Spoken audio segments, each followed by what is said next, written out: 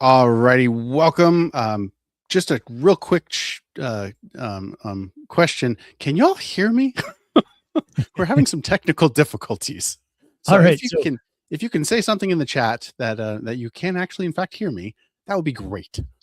yeah, we are having some audio issues, meaning that Jared can hear me. I can't hear him. And I don't know if it is on our streaming service or how that's working. So if there's people in the chat and you can just type you can or cannot hear him, we would really appreciate that.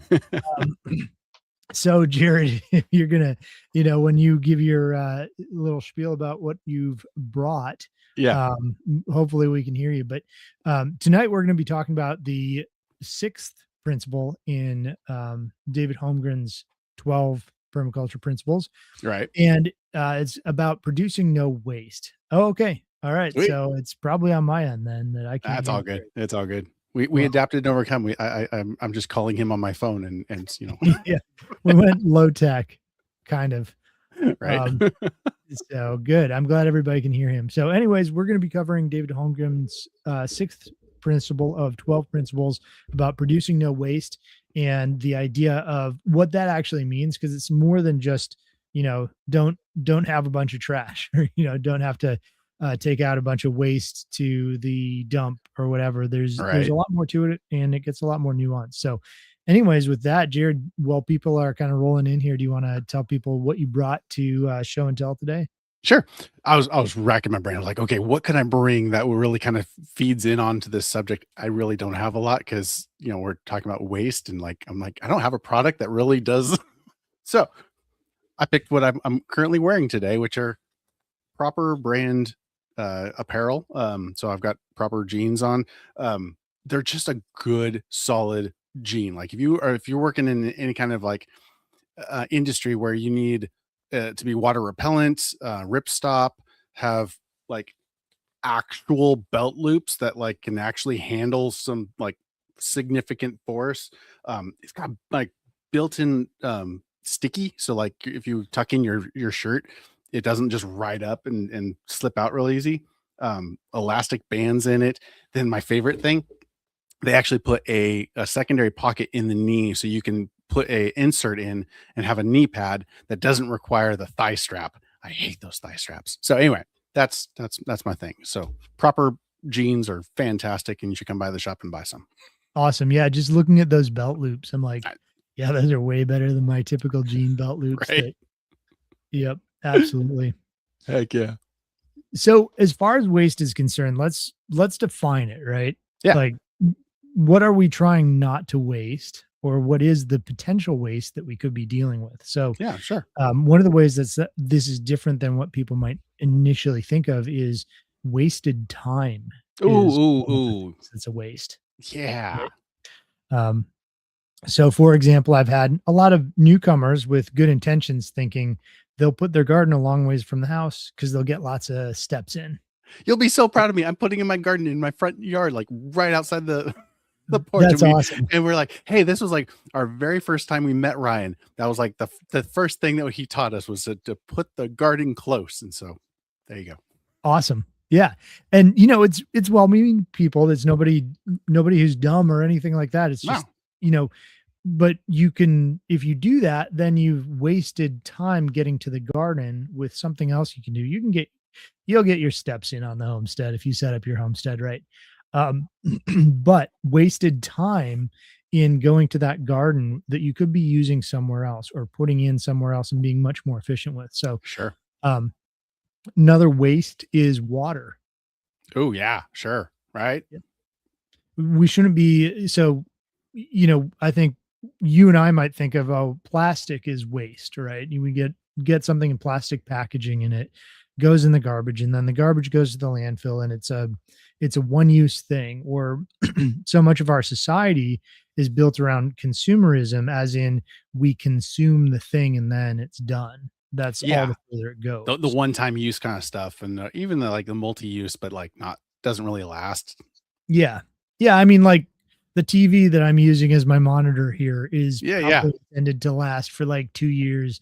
And even if it didn't go bad, it's no longer the right number of Ks to Right. Yeah, for whatever I'm supposed to want. Engineered obsolescence and all that. Yep, exactly. Oh, yeah, Vic knows what's up. Yeah, he doesn't waste any water. Like, I I can't imagine getting so little rain that, like, you have to say salvage every raindrop. Yeah. Yep, absolutely. It's, that's a lot to think of. In his case, you can't waste water, but you also have to plan for the flood. Yeah, because that's Be when it comes. It comes in this Right. deluge, and so you have to be able to absorb a tremendous volume really, really fast, Yep. Yeah, absolutely. It says, or "Or squeeze the squeeze cacti. cacti." Yeah, or squeeze cacti. You're still not gonna get a lot of water out of that, and it's very unpleasant, so Right. probably not advised. Another thing that we can lose in our systems is energy. Yeah, So, sure. or waste in our systems, I should say. And then, the more obvious is the materials. Mhm. Bringing some constantly having to bring in an outside input to make something operate, because we're not turning it over in our system enough, and we're Yeah, it not. doesn't have that feedback loop where it's coming back in and feeding into another system. Because that's really, I mean, initially when I was thinking about it, it was really it's a byproduct of a system, but it's not I guess, I mean, because you mentioned like time, like that's not really a byproduct of a system. But byproducts of our, whatever life really is uh, a form of, I guess, waste. Yeah, well, and there's inputs to us, right? I have Oh to yeah, eat fair every enough. day. Sure, There's other things I could be doing that would be a better output than walking all the way across my property to go to my garden. sure. Though I might enjoy walking across my property. It is nice. Um, right, but I wanna do that when I wanna do that. So, the idea is, like, everything has an input, everything has an output, whether it's energy, water, food, and realistically, all of it is in some form or manner solar powered. Yeah, So, right. yeah. And when we think of energy, the other thing is energy loss. You and I probably tend to think immediately of electricity, Yes, right? Leaving lights on that I shouldn't, or my kids are, or always. you know, whatever, leaving a car running, so I'm using gasoline. But that energy, it could be another form, right? It could be heat energy. Oh Um, yeah. Oh gosh, yeah. yeah. So if I can trap and hold on to the heat energy, which is in the string of entropy, it's generally considered kind of the lowest, the last rung of energy, or the hardest to recapture back into a higher form of Yeah, energy. right. Well, it's that base level. It's just raw energy. It's yeah, heat Right. is. Yep. And so holding on to heat or holding on to any type of energy that we can in an appropriate way is really helpful. Obviously, I don't want to hold on to heat in the middle of summer in my house or in No, my refrigerator. quite the opposite. Exactly. Yeah. Right. But in times of need, I want to be able to hold that heat for as long as possible. And that might be thermal mass or something else. So, when we're talking about producing no waste, that can even get down to producing no heat waste, or a better way to say it. And I think Holmgren was basically pointing at, what is the eventual goal, which is no waste in as many of these systems as we can. Sure. But it's Systems that really, feed back into themselves and self support. yep. Yeah. But it's really more of a percentage, like it's a goal or a target to reach for. Sure, sure. Well, and It- that's what we talk about often is just those incremental things where we can just reduce that loss just a little bit. And then next week we'll do it a little bit more. And then, next season will be a little more and it gets a little bit better. Yeah, exactly. Yeah, we're building on it, and we're shooting for, an eventual goal of no waste, but it's probably pretty unlikely that we'll ever actually hit that goal, at least in total. Sure. So, so that's kind of what we're talking about. We're talking about loss of energy or waste over all these different types of systems, and how to basically get to a point where we're producing as little as possible. In my thought, another way of putting it is waste should be a swear word. I no, don't say that. Yeah. And just a fun example of when I actually made the mistake. I was being uncareful with my language. Uh-oh. And one of my clients had where I put together a design for them, and I sent this design out, and in it, it talked about human waste. Ha. They're like, And "Hey." yeah, my client called me out on it. He's like, "Wait a second, what? That's not waste." That's Um, funny. yeah, and so, their intention is to use a composting outhouse toilet system, Okay, yeah. and then that becomes something that gets cycled back in a safe way. Obviously, there's a whole human manure side of things. I'm not comfortable with that going on my garden. I know you can make it safe, but I'd put that on an orchard, and I think that's their goal too. But yeah, he kind of called me on the carpet. He's like, you just called that waste, and that's not, we should be avoiding that at all costs, essentially. Right. So, yeah, switching that mindset is important. Oh, yeah, absolutely. What are your thoughts on, like, biodigesters for, like, methane production? Oh, I think they're awesome, and I would love to have one. Right? There's definitely some caveats here. Always. Um, yeah, one is that they really need a warm environment to work. So the Yes. closer to the equator you are, the better they'll work throughout the year. Sure. They need some type of input, which obviously, We got that. um, yeah, human waste or animal waste works, but there's not necessarily a whole lot left for it to digest. Yeah. So you have to consider how you get rid of what's left after it digests things as well. Um, and then I think the other caveat to it is you have to have a system to use it. You're not going to get the kind of pressure you want or that you would typically think of. Yes. Um, and then finally, like you have to have this big bladder weird thing to make it all work. Um, and that it's unsightly. It doesn't smell good. Makes And it sense. takes yeah, it takes maintenance because it's making methane, right? Yeah, Methane right. doesn't smell great, no matter where it comes from, even if you're just, throwing yard clippings in there and that's what you're making your gas out of. Sure. And you're just not gonna get a lot. Like, you're not gonna heat your home off of it, Oh, but no. Yeah, you no. might be able to run your stove consistently off of it. So yeah, it's a cool concept, and it actually can be viable, but probably not for most of us in the United States. Sure, sure. So they have made really big ones where they'll put them just downhill from like a very small village in a third world country. Oh, there you go. So Yeah.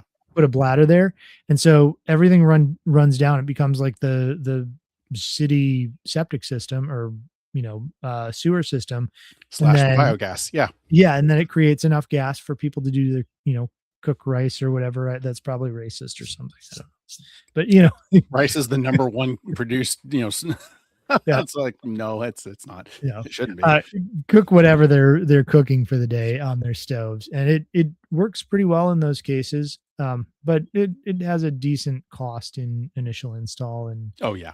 and all that. But That makes sense. it's a great way of not producing waste. You're Well, recycling things over. exactly. Yeah. I was trying to think of like, hey, that's I've seen them, well, not in person, but I've seen them, online. Yeah. No, for sure. I mean, if you're using, let's say it's spent grains from a brewery and, waste from some other vegetable plant or something like that, and you're throwing it in there, you're getting outside inputs, either cheap or free, and producing something out of it. And so, yeah, you're keeping that cycle going. Sure. Yeah, it's a cool concept and a cool way of thinking of how to produce less waste. Yeah. I had a friend, he, ran his diesel truck on, he refined, I guess, the oil that came from KFC, Mhm. and he got it for free, I think, because he was disposing of it for them. And he got to run his truck, and it was horrible. It smelled so good. Like when you're behind that truck, like, oh dude, I need some chicken. Oh, Right. it was advertising, really. You got all the special 7 spices That's right. wafting out into the yep. No, I've heard that because people do like McDonald's French Yeah. fry grease or whatever, and Yep. same thing. It's I a don't waste that you're putting to use. Yep. I don't know. I think in a lot of places, if not nationally, that's been largely kind of made unavailable. People Oh, can say in the comments if they know, but you know, it's like some type of legislation was passed that made not properly recycling your waste oil as sure. I'm problematic. sure that's yeah. Yeah. We can't have that. No. Right. So, anyways, I haven't heard of people doing it recently. I think if you did, it would probably have to be through a relationship with a smaller restaurant than a Sure. national chain. Yep. That makes sense. Buggers. So one of the things that we're trying to do here is, you know, as you think about how to produce no waste, what you're doing is part of it is you're reducing your consumption. Mm, mhm. And if you're reducing your consumption, it also means you can probably reduce your income as well, which is Yeah. You're a benefit. reducing your overhead. Mhm. Yep. Because less money coming in or less things coming in means it requires less money going out to get those things. Right.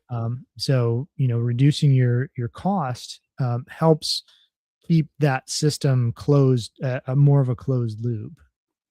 Absolutely. Oh, got a question. Yeah. Can we use coffee grounds in our garden? Yeah, absolutely. I use them in my garden. I throw them to my chickens, which if you look up those lists of like things not to give your chickens, it's coffee grounds is one of them. That's Um, funny. for those who don't already know, I basically ignore any of those lists because the only thing I might not throw them is like, you know, true junk food or chocolate. And it's like, I don't, those aren't, one, I'm not going to throw chocolate away. And two, That's right. Right? I'm not gonna have that much junk food around. Anyways, you know, lemons, you're not supposed to throw them. Garlic and onions, you're not supposed to give them. And I always do because they won't eat the garlic and onions, they won't eat the lemon or oranges or orange peels, they won't eat. They'll just turn them into the soil Oh, or turn them into the compost that I already have in there. So, and then as far as coffee grounds, same thing. They don't really eat them, but it encourages the worms that I want them to eat. sure. So yeah, and in fact, I haven't done it in a while, but anytime I have my trailer hooked up to my vehicle and I was driving past like a Starbucks, Oh, I'd go dumpster diving for coffee grounds. there you go. Yep. So yeah, absolutely usable. Yeah. So people ask, Rocky Pine says people ask all the time on Facebook groups, uh, you know, what chickens can and can't eat. And chickens, with the exception of I think styrofoam, are pretty good about knowing what they shouldn't eat. Oh, oh, oh.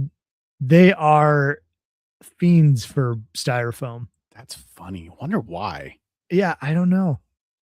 But yeah, if you put styrofoam anywhere that they can reach, they'll peck at it, they'll break it apart, and they'll legitimately eat it. Mm, It's pretty gross. that is. Yeah. So, um, so another thing we're trying to do here with the produce no waste is that we're trying to turn outputs back into inputs. Yeah, right. Yeah. So we have a byproduct. So like what's this useful for? So yeah. Yeah. And you know, I gave you the pop quiz last week, or not last week, a few weeks ago when we Yeah. did principle number 5 of how many times can you use a meat chicken? Right. Like, you know, we can break it down. Obviously, it's going to be meat, and then most people would just throw away the bones. But anybody who's even remotely into homesteading and permaculture is going to go, well, I can make bone broth out of that. Yeah. Once you make bone broth, if you cook it for long enough, those bones just fall apart. So now I can give those non-fragmented bones to my dog to eat or to other critters.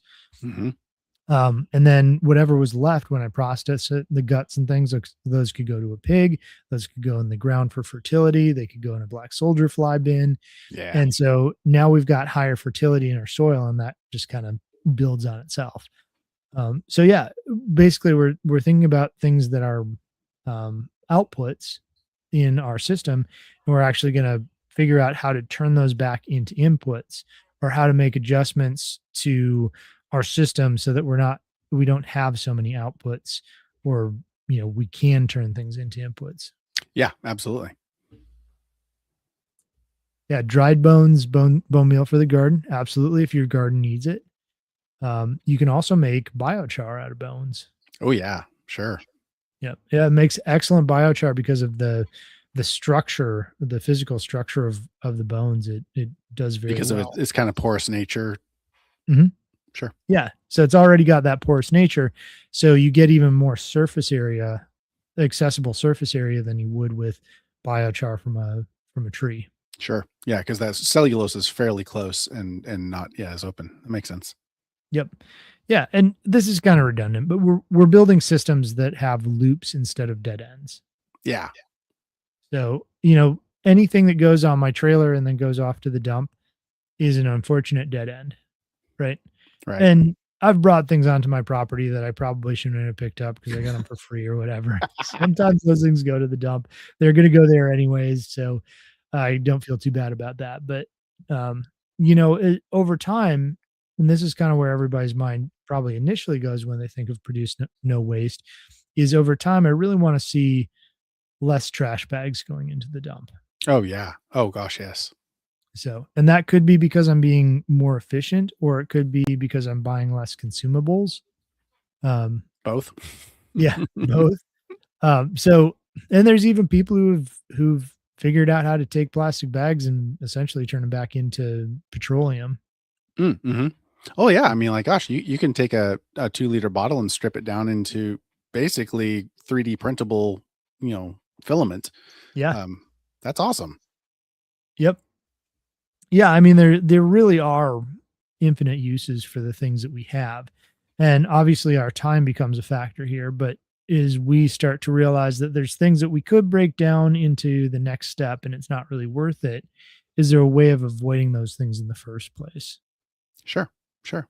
Or going to community, like maybe this is something that we can get together with friends and somebody invests in that thing that can then process and everybody brings that thing to, Joe's house and he's got the gear to deal with that.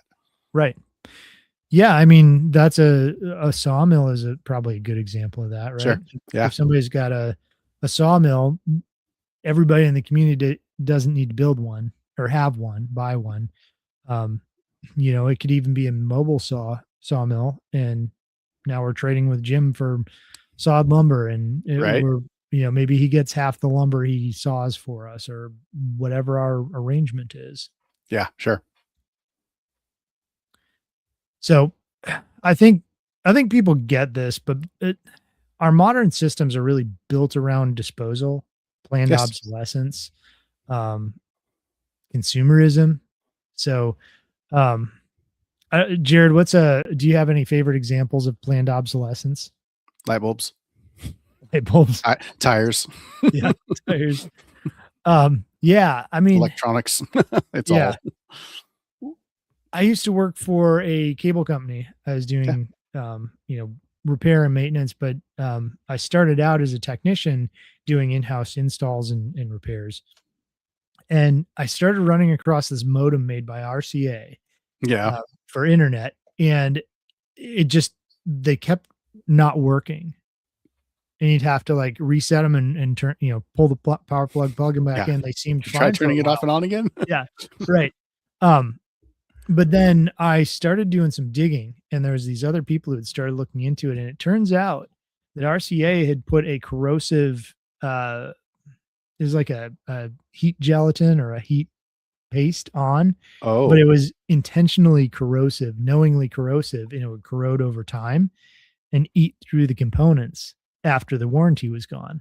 Oh my gosh. And so it was specifically on a couple of the cache chips, and so it's in, this is Sure. inside baseball here, but basically the modems would store up too much cache and they couldn't continue to run because some of the chips had been disabled. So, Wow. yeah, so it was very clear planned obsolescence to basically eat through or corrode through these systems, and so they'd have to be thrown out, and then you'd have to buy new modems, and hopefully whatever cable company was still under contract with RCA to get new modems or whatever. Sure. Absolutely. Oh my But gosh. that's an actual, engineering technique, is to plan in some type of obsolescence, whether it's really kind of nefarious like that, or if it's, just uh, you know, this iteration, your iPhone has more rounded edges, and you'll look like you've got a very old iPhone.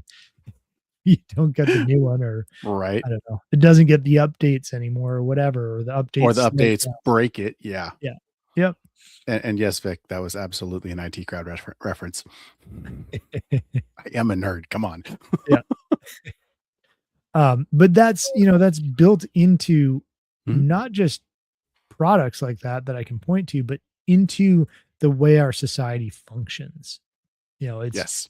it's intentional that We don't we even always. notice it. We don't think about it anymore. It's just like, oh yeah, I'm gonna go get the new whatever from actual fashion to like things don't they're not designed to last. And that's one of the reasons like, okay, SE knives. We've talked about SE knives before, and I love them because they're literally designed to be handed down to your kids and your kids' kids.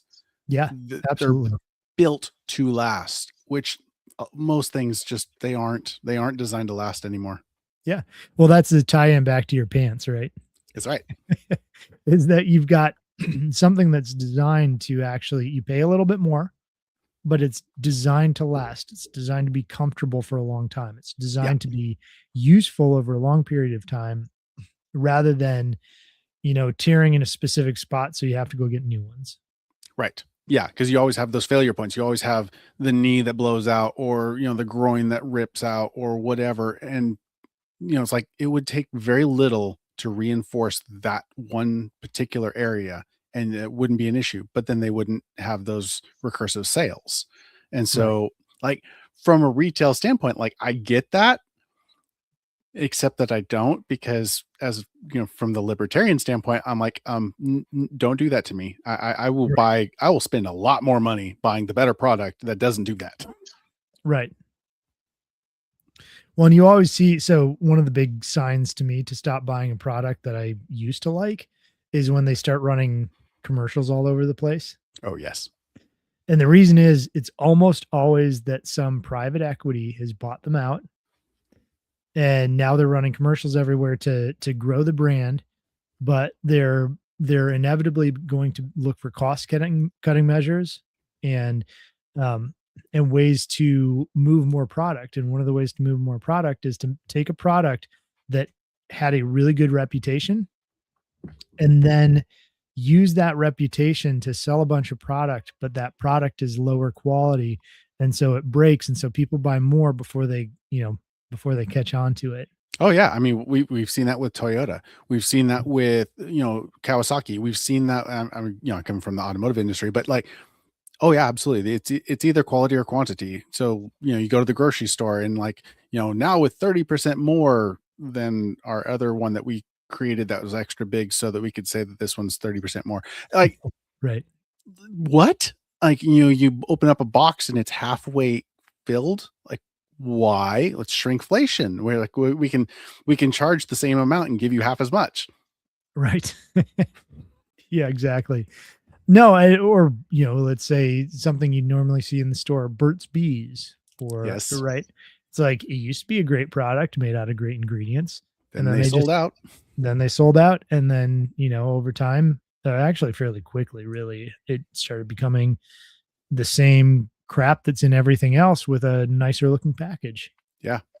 I mean, gosh, look at what just happened to Hershey. They got their name run through the ringer because of sending out um not as good a product. We'll say Okay, I like hadn't heard about it. their chocolate. Some people were showing how their chocolate didn't break; it bent, even though like it was like rubber. It was so Yeah, nasty looking. Like that's not chocolate. There's nothing chocolate about that. It was right. gross.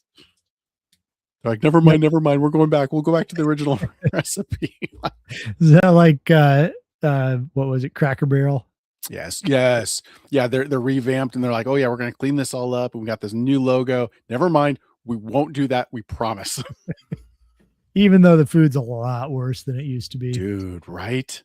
I mean, Not I I didn't grow up with it because I grew up in the north, but and I've only eaten there a few times, but it's not good food.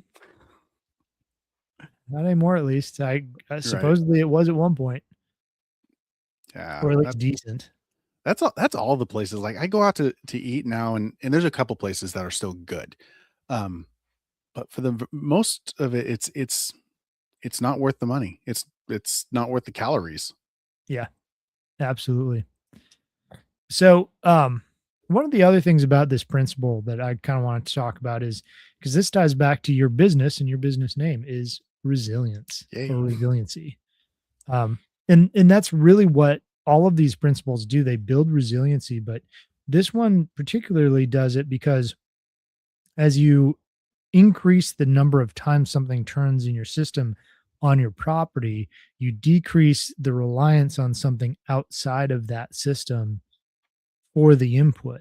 Yeah. Oh, absolutely. I mean, that's the goal is to reduce our dependency upon outside infrastructure.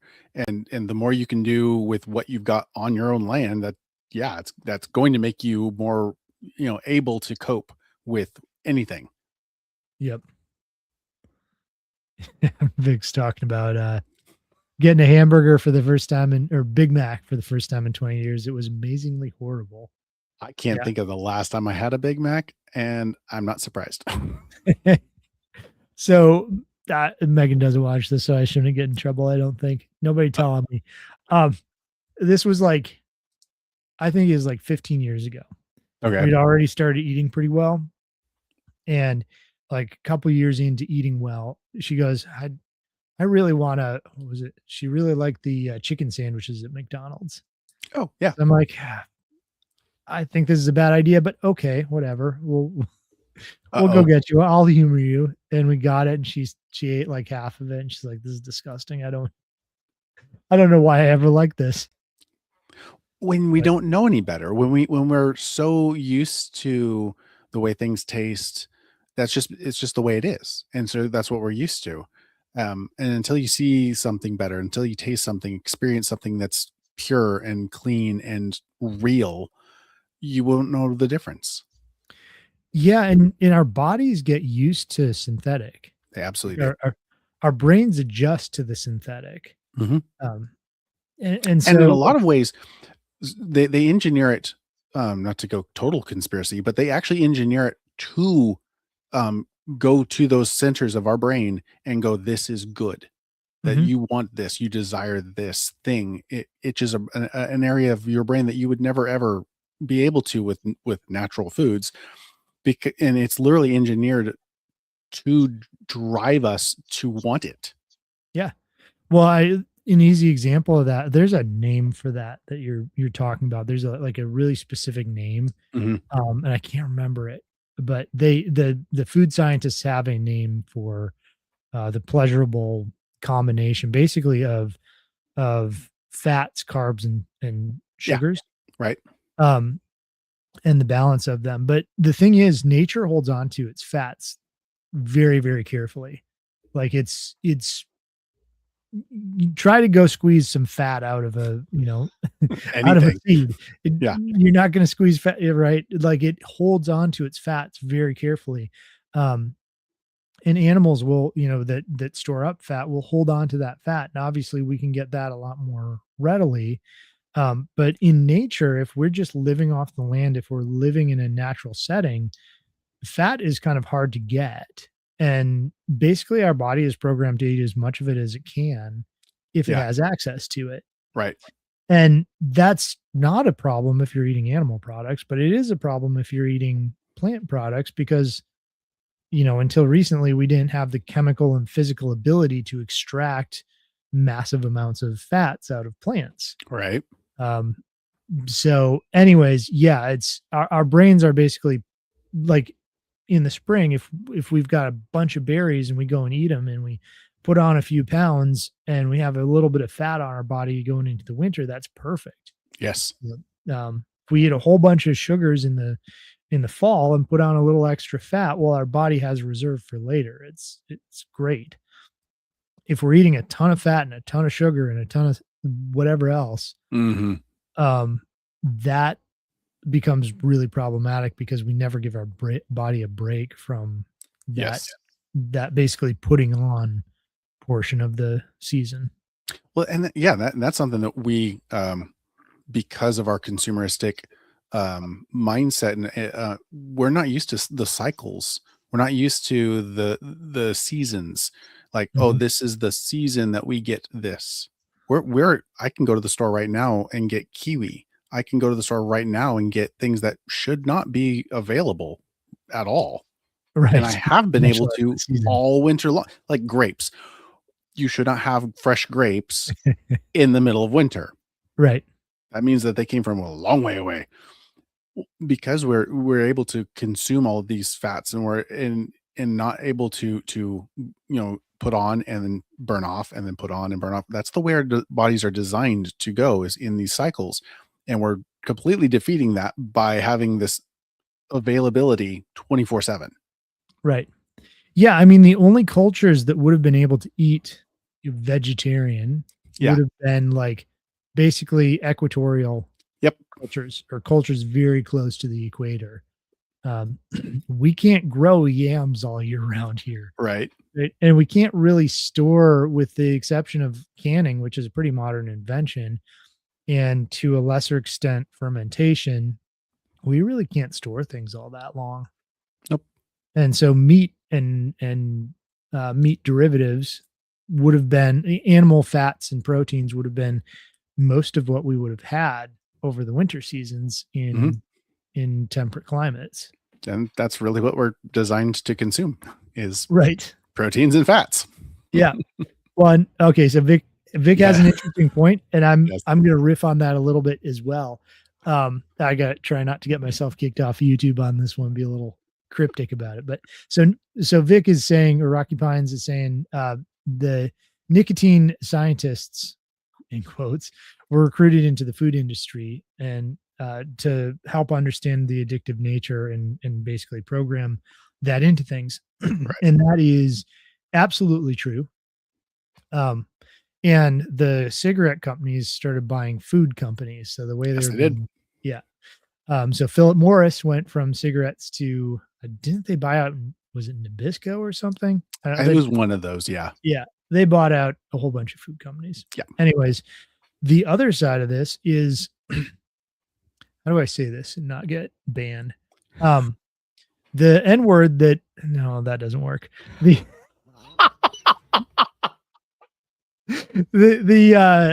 the word that Rocky Pines talked about, the Yes. primary component in cigarettes that people think of, um, there is some very good research. They've tried very hard to link it to addictiveness, and Oh, the well done research can't. It's addictive with a combination of other chemicals. yes. And so the scientists doing the studies that Vic is talking about here, they were basically figuring out how different components going together made something that is not addictive. Mhm. And yeah. So, anyways, nicotine is something that is very interesting to look into and very hard to get information about. It is. It is very interesting, when you look at it in conjunction with, like, illnesses, and how it affects the body's ability to reject some illnesses. Mhm. Especially some recent illnesses that Yeah, those ones with a crown. Yes. weaponized colds. Um, so yeah. Anyways, not making any claims. Not a doctor, Nope, but lots of medical very advice. interesting, lots of very interesting stuff on nicotine. And there's probably some books or something that might be the way to get the information you want on that. Right. Um, see what did Vic say here? Can I say it without getting in trouble? Maybe. Probably not quite the way I want to. Um, so, what are there any practical examples, Jared, that you can think of things that we can cycle through or reuse that we haven't hit on yet? I'm gonna say, because yeah, we hit on water and, power and, heat. I mean, every system, and this is where, like, I'm gonna drive it back to community. 10 to 1, there's 1,000 things that you and I can't think of that, our listeners are know somebody who can.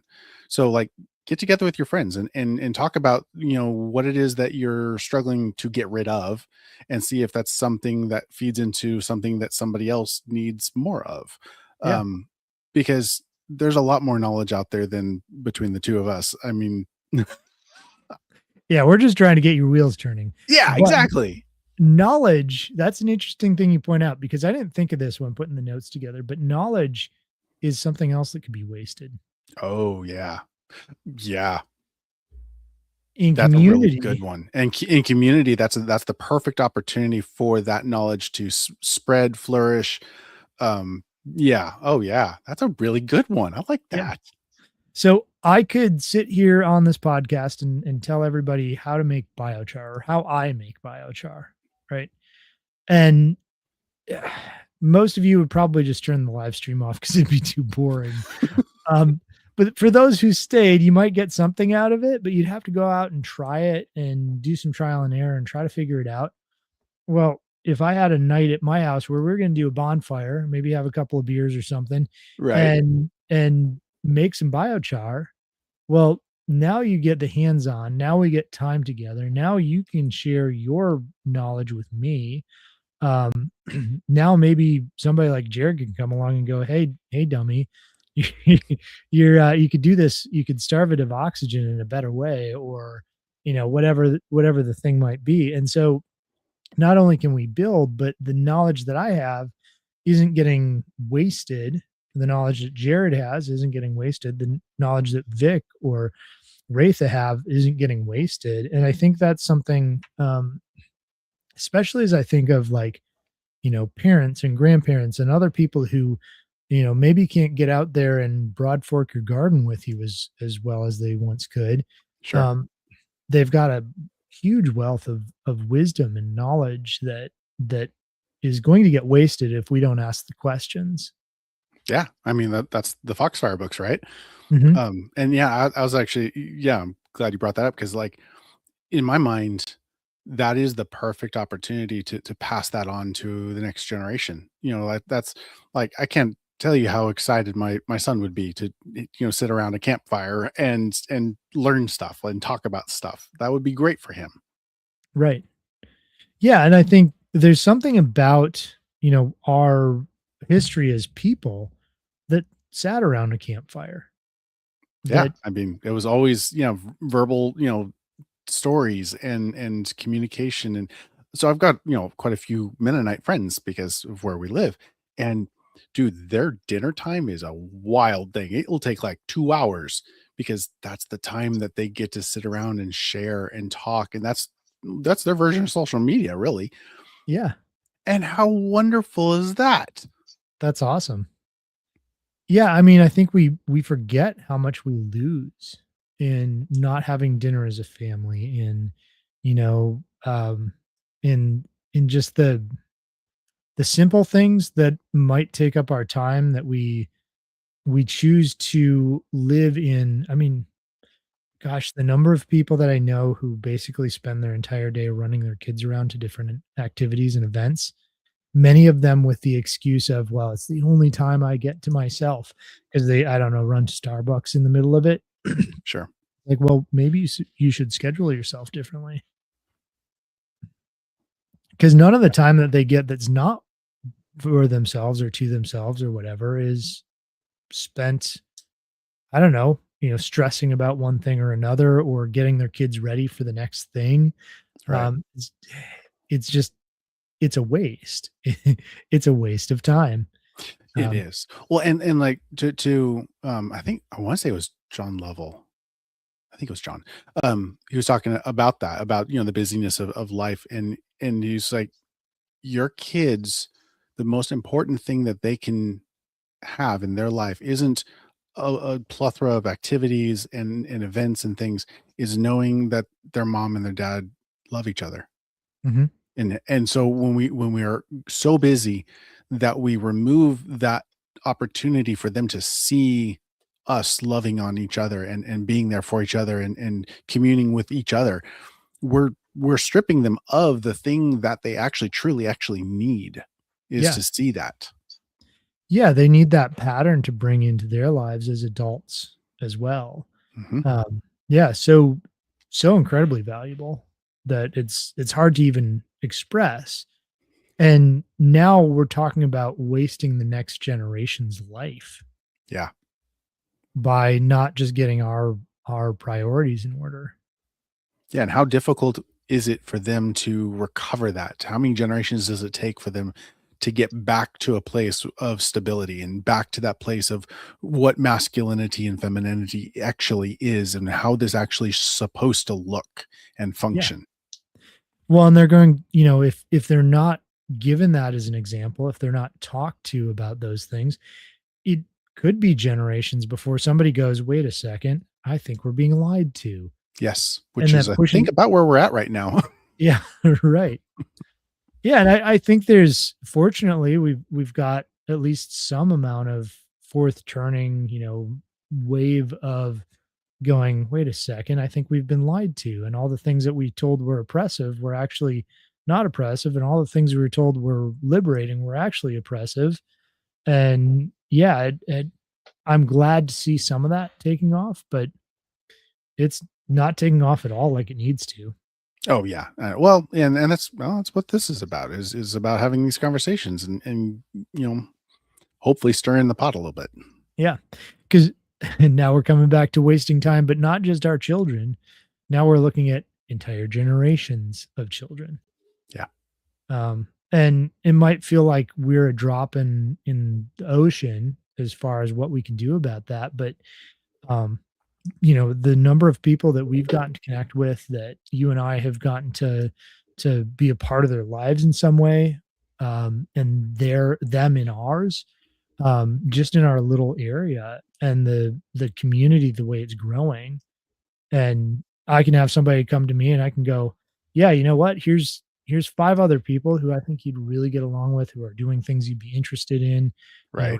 your information." And none of those people are gonna, as long as this person says that I sent them their way, like, every single person is gonna go, "Oh, great. You wanna come over for dinner? Yeah, right. You wanna come see my garden? Sure." Absolutely. Absolutely. Yeah. Oh, mom had a question. Oh, do we talk about secondhand clothing? I mean, that is an abs like I love we've got several kids clothing sales that we do. Mhm. It has been wonderful for my kids growing up because we can get them so many more clothes and nice clothes because, like, hey, these are way cheaper. Goodwill. I mean, Goodwill's got I think we got a coupon like starts tomorrow. It's like 30% off or something. Like, oh, sweet. We're all Nice. getting new wardrobes for the summer. Very cool. Yeah, I mean, that's great. And, here, let me, Yeah, be awkward. That right. this is a Merrill. almost basically an unused Merrill shoe. Yeah. That's the That's my Moab actual 2 or size. Moab 3. Yeah.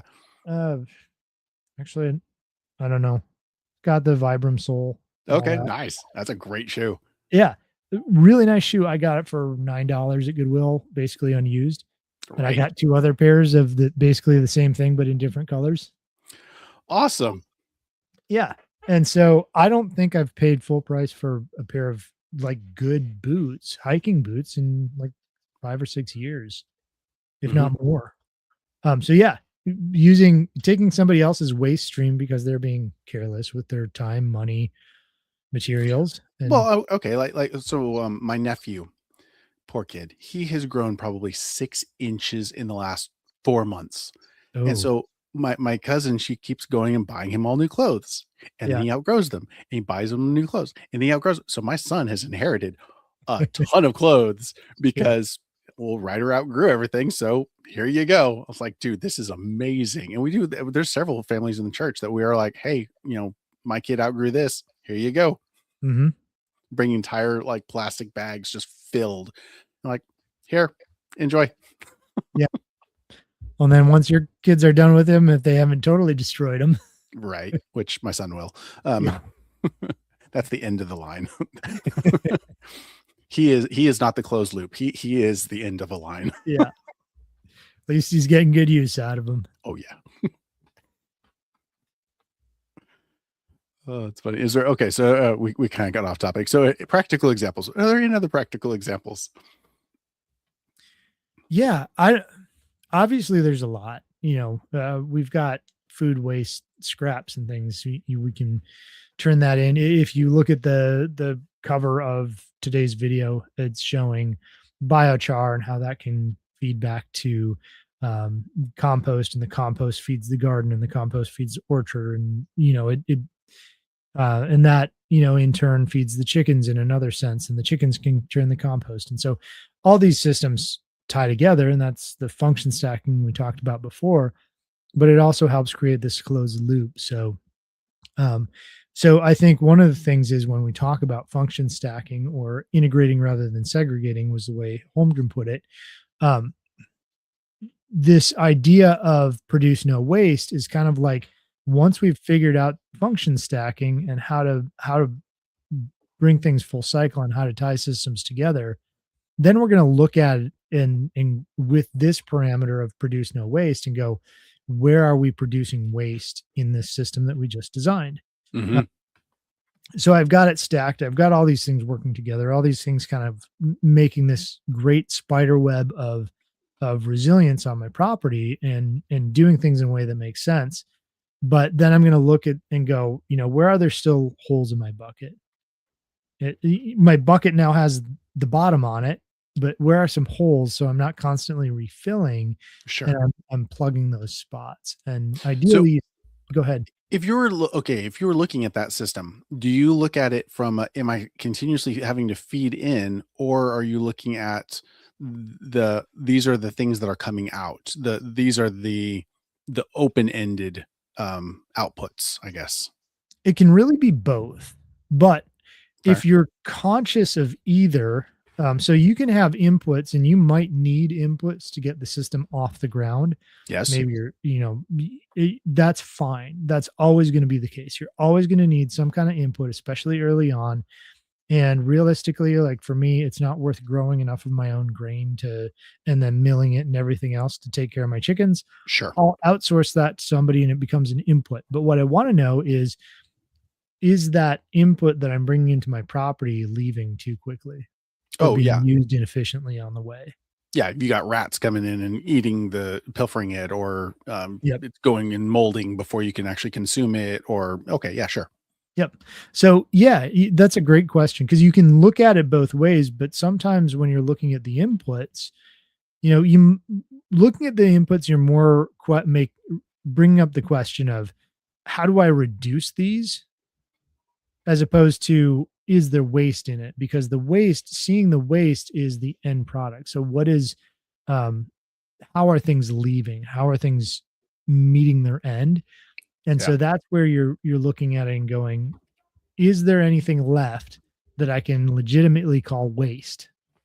And if not, you've done your job, sure, sure. because you're making it into not waste, is really your job. So yeah, the outlet is where you're going to plug most of those holes. Um, but being aware of what your inputs are might give you an idea of where some of your waste is. Yeah, right. Yeah. I was talking with Meg about because we're talking about getting ducks. Yay, Muscovies. Yay. Anyway, Nice. and it's like that's one of the things, like, okay, but yeah, you have to deal with all the poopy duck water. But yay, we know that that's actually a wonderful fertilizer. So like, okay, cool. So if I have that and I run it to my garden, which is right next to it, because Mhm. function stacking, um, it's like, okay, that's awesome. I can put a little solar pump, submersible pump, throw it in the tank every once in a while, pump it out, fill it back up with fresh water, and we're good to go. Awesome. Yep. Yeah, either that or put the tank physically above. Above, yeah, Yep. flat ground, Um, but yes, it'd yeah. be cool. Yes. No, that's great that you've got flat ground. And in my case, I actually did that. I've got that exact system, and it's basically level with the garden, because it wasn't aesthetically and functionally, it didn't make sense to put it uphill. Sure. Um, but yeah, it's great, because then you've got super condensed fertilized water, because ducks poop when they get in the water. It's kind Yep. of their thing. And it's actually reduced the duck poop and goose poop throughout our yard that was becoming a bit of a problem Sure. by doing this. So we get back to this concept of the problem is the solution. Yes. So yeah, absolutely. And then the other thing I really like with ducks is I prefer to run a higher number of chickens than ducks. It may not be feasible initially. But the reason I like that is because the chickens scratch. And Oh, so, yeah, and the ducks tend to mat things down, make things wet and nasty. sure. And so the chickens can help you remediate the problem of the duck. Right. Okay, So, so this one isn't completely on topic, but kind of is. So I had some fun this last week. I've got about an acre or so of lawn. I hate lawn. I actually did a TikTok today. I haven't published it yet, but I did one today because I wanted to rant. And so what I did was I took my tractor and I mowed meandering paths through my grass. And so I've got these wandering paths and then all of the rest of it's growing up. And so I have these little mini meadows around cool. my front yard with these wandering paths. My son thinks it's his personal racetrack. I'm fine with that. That's fine. My daughter, she just puts in her, earbud and goes out and listens to an audiobook and walks around in circles around and around and around it. It Cool. is the nicest. It's like having my own park. It is Mhm. so nice. I love it. That's awesome.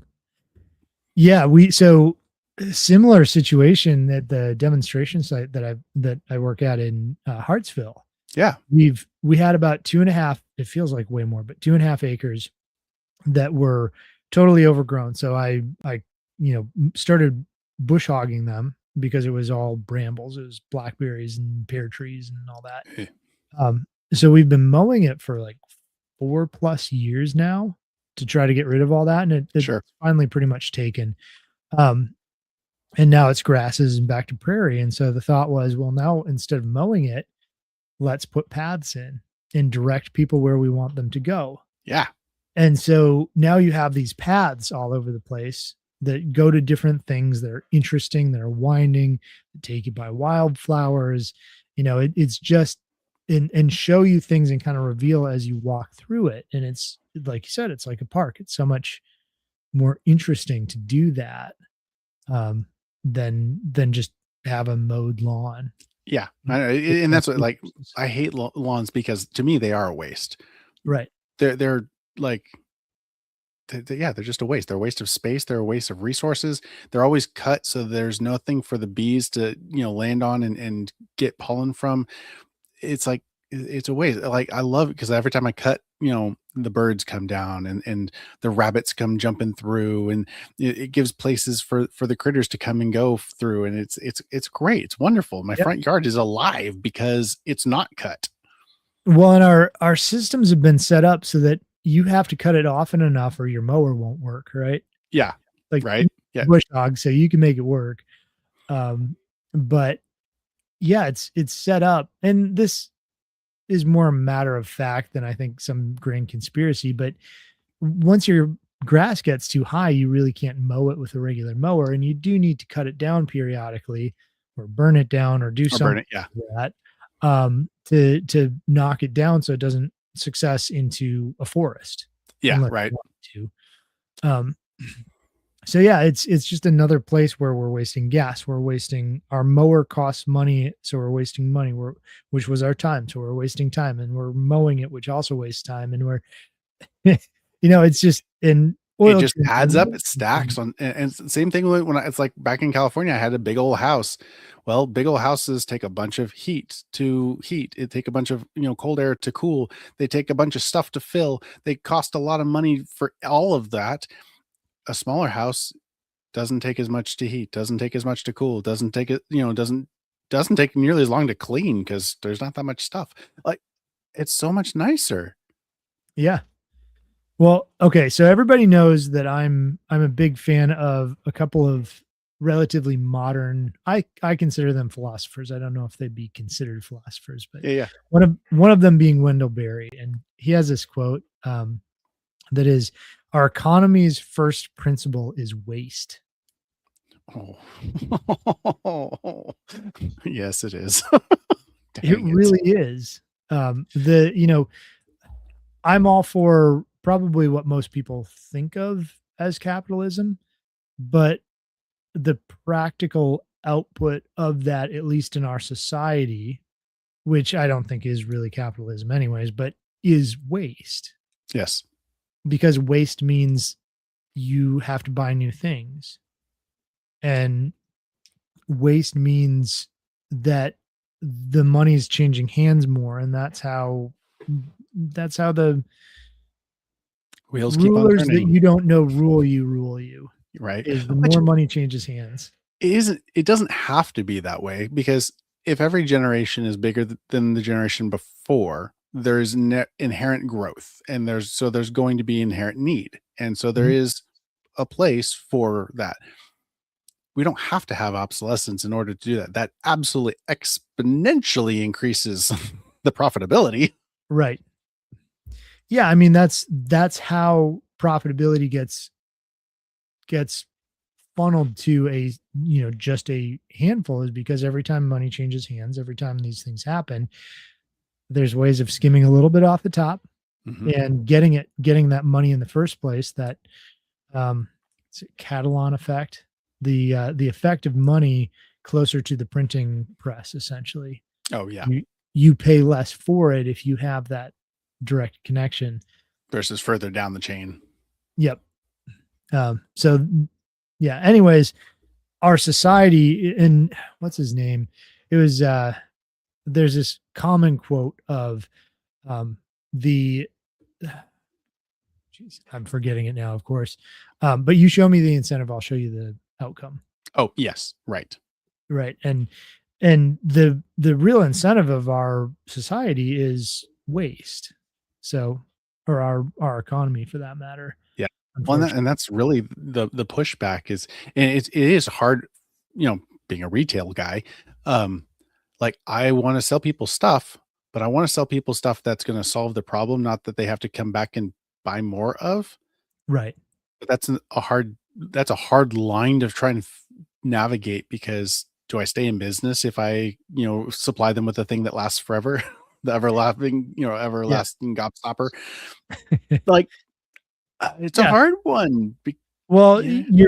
you're on a different model Yeah. than the general economy is, because the general economy is make sure that the person has to constantly buy. Yeah. And your model is do such a good job that you grow your piece of the pie.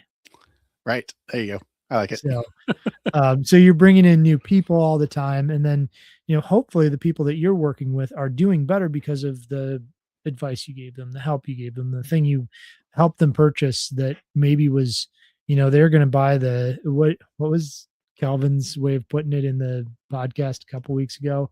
The, Oh, the Gucci, yeah, the stuff. Gucci. Yeah. Yeah, right.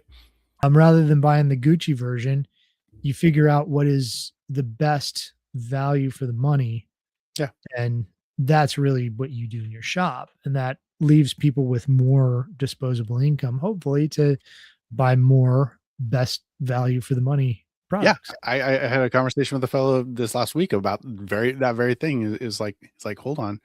Instead of using a credit card, instead of doing that, let's figure out a way that we can keep this in house, where you can get more stuff for your dollar. Like, we can figure this out. We like, don't worry. We'll get you. Yep. Yeah, I mean, that's invaluable in and of itself, and it's, again, reducing waste, because when you put it on the credit card and you pay 20% interest or whatever it is, Right. on that amount that you took out, that's waste. It is. Yeah. Because it's not going in my pocket. It's going in Yeah. somebody else's. Right. I mean, it's input to somebody else. Yeah. They're rolling in it, but Oh, they're yeah. figuring out how to make your waste their one And man's waste is that is another man's exactly what pleasure. they've done, is they've turned somebody else's waste into their income. Yep. And we've agreed to it if we've done it. So there's that too. So we're trying to reclaim that. Say, no, Yep. that's mine. I will keep that. Thank you very much. That's right.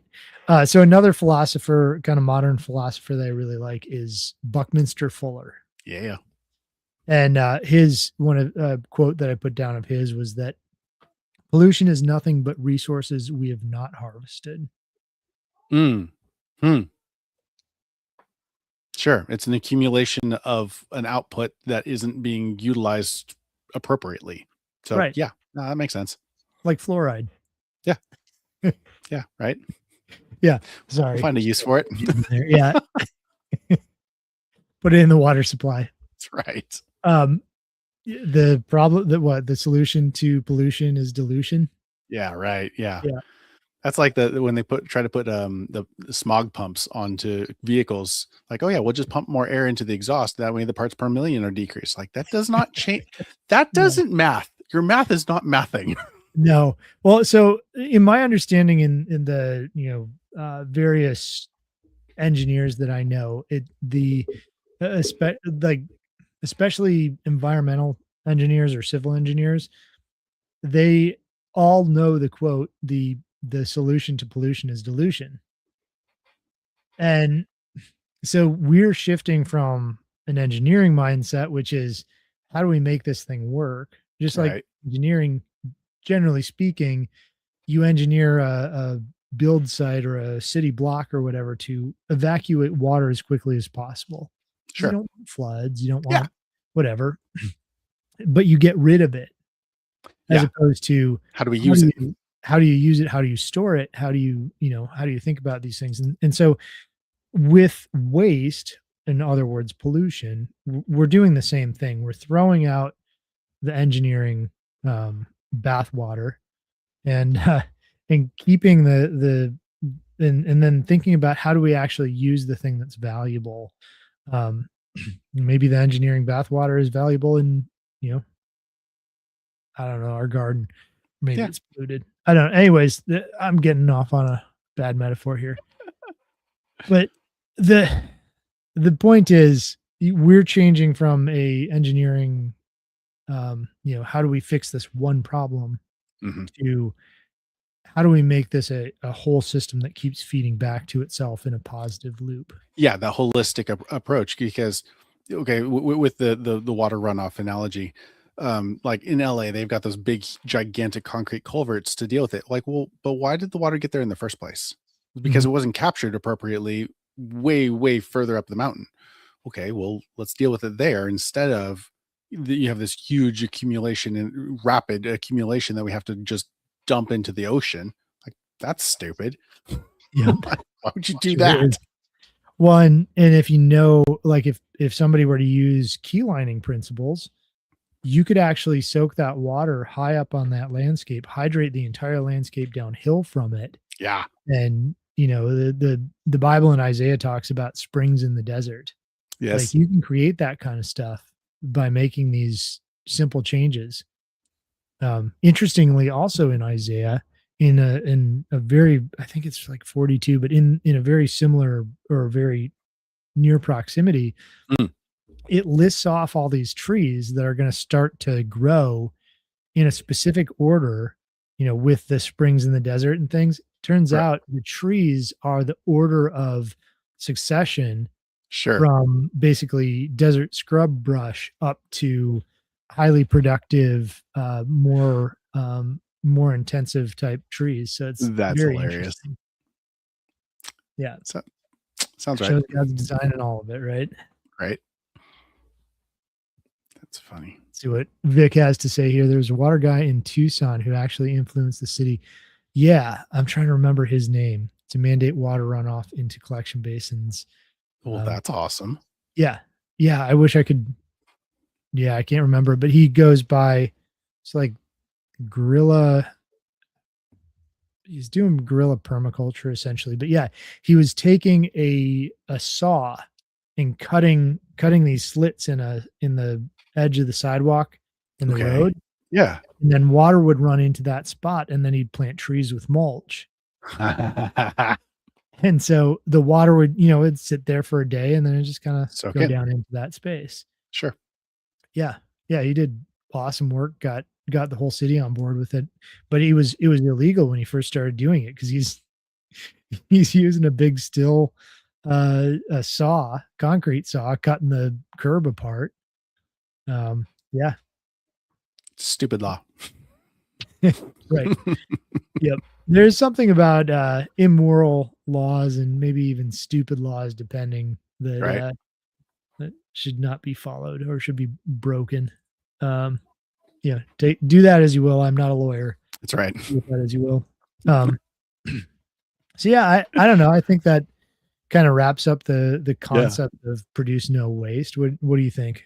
Yeah, no, it's good. Yeah, because, like, anytime that you can take that inline, that thing that just you've gotta deal with, be it garbage or water or scraps of food or what, and figure out a use for that, fantastic. That's awesome. Like, dude, props.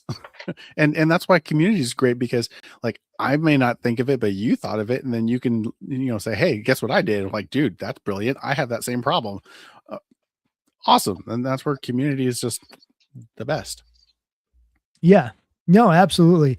And to move our waste resources, right? Like I know a guy who makes some of the best biochar and at a really decent price. And one of the ways he does that is he's taking material from I believe it's a furniture maker. So he's getting all this maple Ooh, from a maker who doesn't have time to make biochar.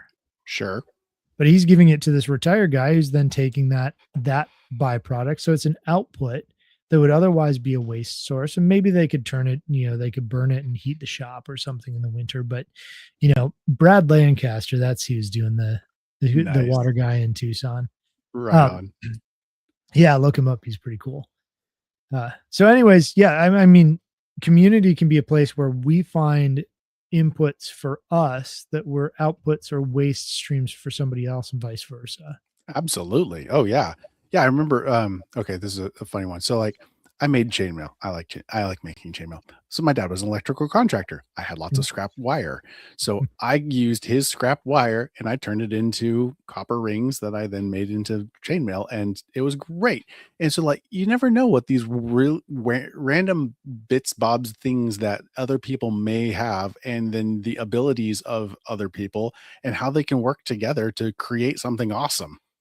yeah, yep, absolutely. And in fact, I keep stuff around. I'm trying to do less of this, but just for like people in my community or friends or family who go, "Hey, I need this thing," Right. Oh, I you got know, one of those. yeah, right. Even, so anyways, you were a victim of this recently. I had antennas. They're really Oh, cool, super high power directional antennas, but they're not they could be useful to somebody for the right purpose, but yeah. I've you got know, 2 guys who may be wanting. all right, So we'll talk that through. But I mean, it's something that I can't bring myself to like throw them away right. because they're such a useful thing in the right circumstance. And so, I mean, I just keep stuff around a lot of times that I know other people could use when I probably shouldn't sometimes. But the whole idea being community, that output can become somebody else's input. Absolutely. So, all right, man. Well, do you want to tell people what you do if they haven't figured Sure. it out yet? Yeah, right. This has kind of been a whole thing, but we'll go through it. So, I'm Jared Wilson. I own and operate Resilient Living. We are, a store, on 111 between Sparta and Spencer, here in Middle Tennessee. I'm assuming everybody's here in Tennessee, but that may not be true. Um, I sell freeze-dried foods and knives and med kits and backpacks and guns and ammo and just all of the things, and books, tons of books. I love my books.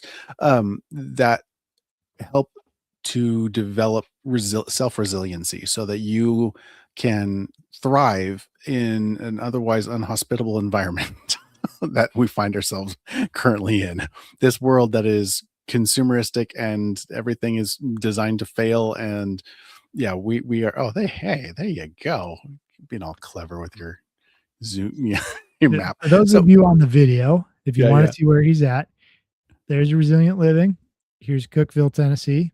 Yep. Here's Spencer, Tennessee. Here's Sparta, Tennessee. Is right in the middle of those two right there. Smack dab in the middle. So yeah, you can follow us on Facebook and Instagram and TikTok and uh X. I think I'm on X. Yeah, I think I'm on X. I don't really post stuff on there. Anyway, um and here, so we do our live stream, and yeah, so that's what I do. Cool. All right. My name is Ryan Steva. I am the homestead consultant. You can find my information at thehomesteadconsultant.com, or you may be watching this on YouTube, please subscribe. That helps me out. And if Yeah. you're on one of Jared's channels, subscribe there. That'll help him out. And hopefully you've gotten some good information from this. If you have, let us know. Share it in the share your thoughts in the comments, or send this out to somebody you think could really be helped by thinking through permaculture principles. And thanks everybody for joining us tonight. All righty. Have a good one. See you Bye. next week.